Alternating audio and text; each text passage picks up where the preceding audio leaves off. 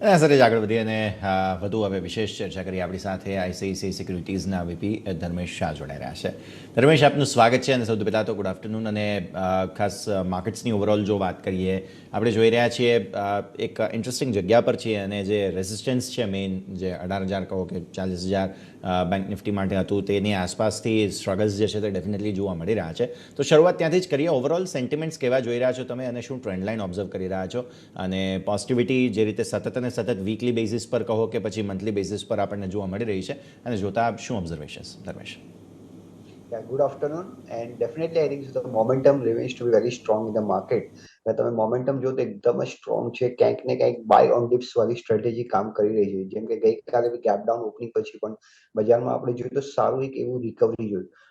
Going forward આઈ think સો 17,800 definitely resistance છે બજાર માટેની. છેલ્લા 4 થી 5 વખતમાં આપણે જોઈએ બજાર ત્યાંથી ક્યાંક ને ક્યાંક ફર્યું છે અને નીચેમાં 17,400 17,300 ની આસપાસ આવી રહ્યું છે. તો ક્યાંક ને ક્યાંક આ રેન્જ જે છે કોન્ટ્રાક્ટિંગ થઈ રહી છે. અમે હમણાં રિસન્ટલી એક રિપોર્ટ કાઢ્યો હતો જે અમને લાગે છે કે Nifty should challenge the life high means by in calendar year 2022. The reason being, I think so that we believe for Nifty to touch 18,600 for the calendar year 2022. The reason is કે ક્યાંક ને ક્યાંક અગર તમે જો કે golden cross over બજારમાં recently એક જોયું તો 50 day moving average crossing 200 day moving average, that is a good sign of a change in the sentiment, I would say, from the bear to bull. Second again falling channel breakout આપણે witness કર્યું છે. છેલ્લા 8 મહિનામાં જે October 2021માં જે બજાર તૂટ્યું ત્યાંથી અગર તમે જો તો falling channel breakout recently as observed in the month of August. તો ક્યાંક ને ક્યાંક that is indicating the end of the conclusive of a corrective phase. Third is the I think so the crude. જેમ કે તમારી channel પર last time બી આપણે વાત થઈ હતી ત્યારે વાત થઈ હતી કે ક્રૂડમાં લાગે છે કે ટોપ ઓફ થઈ ગયું છે ને. I think so that is spanning out very well. 92 નું જે સ્ટ્રોંગ સપોર્ટ હતો બ્રેન્ટ ક્રૂડનું ગઈકાલે એમાં બી બ્રેકડાઉન થયું ને આપણે 88 નું લેવલ જોયું. તો આ 3-4 ફેક્ટર્સ જે છે ક્યાંક ને ક્યાંક સપોર્ટિંગ કરે છે બજારને આવનારા દિવસોમાં.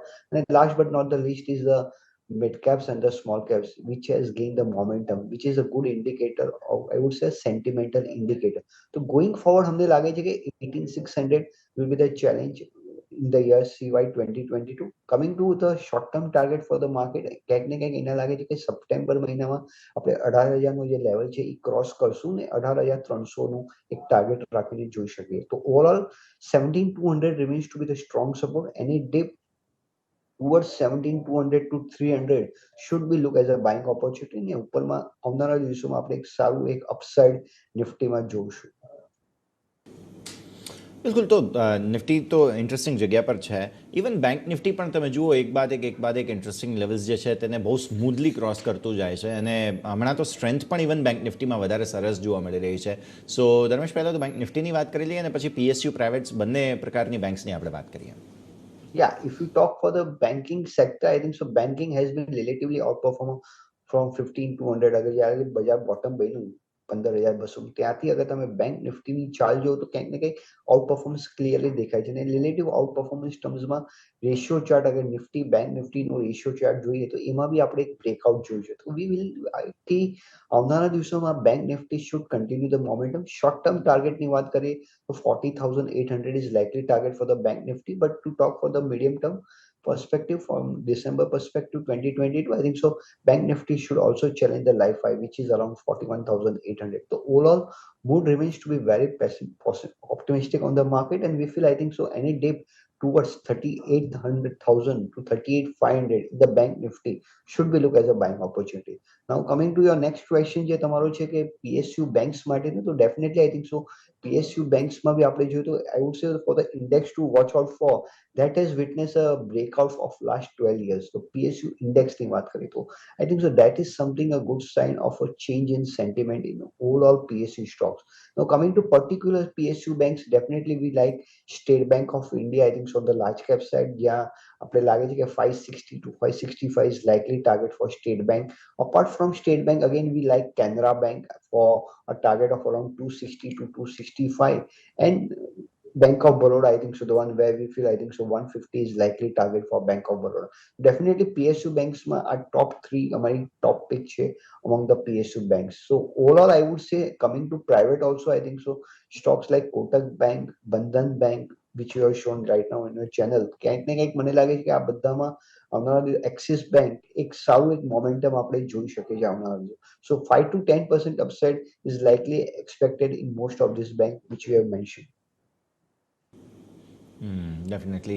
અને ઇવન પીએસયુ બેંકના ઇન્ડેક્સ પર પણ જો એક વખત નજર કરીએ, બ્રિલિયન્ટ મોમેન્ટમ તમને અહીંયાથી ખાસ જોવા મળશે. અમુક પીએસયુ બેંક્સ તો પર્ટિક્યુલરલી બહુ સરસ એક્શન બતાવતી જોવા મળી રહી છે. મિડ કેપ પીએસયુ બેંક્સ પર પણ ખાસ ફોકસ છે, કેમ કે બેલેન્સ શીટ વગેરે પણ બધામાં સરસ જે છે તે ખાસ પોલિશ થવા લાગ્યા છે. સો આના ઉપર વધારે ફોકસ કરીએ થોડું, Dharmesh. Yeah. So definitely, I think so. PSU banks, I think so. Coming to small PSU banks, I think so. I would say that you can look for Indian Bank. I think so. The one જ્યાં આપણે એક સારું momentum જોઈ શકીએ છીએ.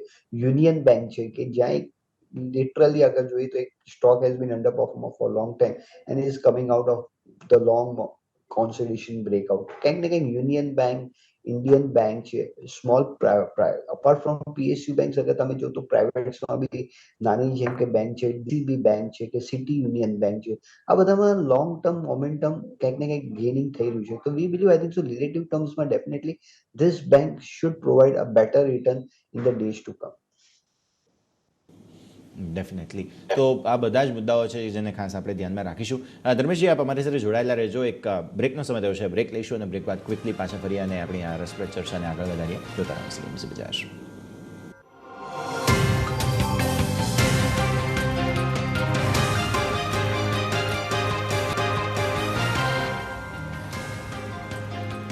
બ્રેકમાં આપનું સ્વાગત છે અને આપણે ચર્ચા કરી રહ્યા છીએ આઈસીઆઈસીઆઈ સિક્યુરિટીઝના વીપી ધર્મેશ શાહ આપણી સાથે જોડાઈ રહ્યા છે. ધર્મેશ, બ્રેકમાં સ્વાગત છે.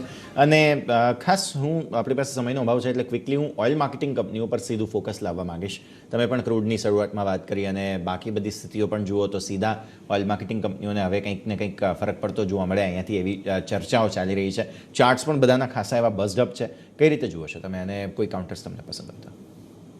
I think so. All marketing companies માં જેમ કે આપણે જો છેલ્લા 6 થી 8 મહિનામાં they are into the falling channel. I think so they have been looking low top low bottom formation. અને ક્યાંક ને ક્યાંક એના બેઝ ફોર્મેશન સાવ એવું થઈ ગયું છે બજારમાં. તો અમને લાગે છે કે એનાથી ડેફિનેટલી સ્ટોક્સ લાઈક HPCL અને BPCL આ બેમાં એક આપણે સારું મોમેન્ટમ 7 to 10% નું જોઈ શકીએ છીએ. તો ડેફિનેટલી HPCL at 252 પર ક્યાંક ને ક્યાંક સ્ટ્રોંગ બેઝ ફોર્મેશન પછી 267 to 270 નો ટાર્ગેટ જોઈ શકીએ. અને BPCL માં બી આપણે આવનારા દિવસોમાં 365 to 370 નો ટાર્ગેટ જોઈ શકીએ છીએ. Apart from that I would like to add કે પેઇન્ટ કંપનીઝ બી જોવી જોઈએ એનાથી, કેમ કે I think so paint companies are the direct beneficiaries of the fall in the crude oil prices. તો ક્યાંક ને ક્યાંક સ્ટોક્સ લાઈક એશિયન પેઇન્ટ છે કે પછી બર્જર પેઇન્ટ છે, આ બધામાં બી આપણે આવનારા દિવસોમાં એક સ્ટ્રોંગ મોમેન્ટમ 5 to 10% નો જોઈ શકીએ છીએ. So definitely apart from I think so OMCs, one should also focus to paint companies at the current levels. Okay, definitely. તો આ બધા મુદ્દાઓ છે કે જેને ખાસ આપણે ધ્યાનમાં રાખીશું. અને આશરે જ સમય થયો છે રજા લેવાનો. તો ધર્મેશજી, આપણે જેટલી પણ ચર્ચા કરી, કોઈ ડિસ્ક્લોઝર આપના તરફથી? Yeah, જે બી સ્ટોક્સની વાત કરી છે, I do hold some of that in my personal holding. બિલકુલ. ખૂબ ખૂબ આભાર આપનો અમારી સાથે જોડાવા માટે અને આ સમગ્ર ચર્ચામાં ભાગ લેવા માટે. Thank you. આશરે જ આગળ વધીએ અને મેજર એક્શન પર નજર કરો. ખાસ માર્કેટ તો તમે જુઓ જે સીમિત દાયરામાં છે તેના પર ધ્યાન રાખીશું, પણ એક મહત્વના સમાચારો જે છે તેના પર નજર કરી લઈએ. નાણામંત્રી નિર્મલા સીતારમણે કહ્યું છે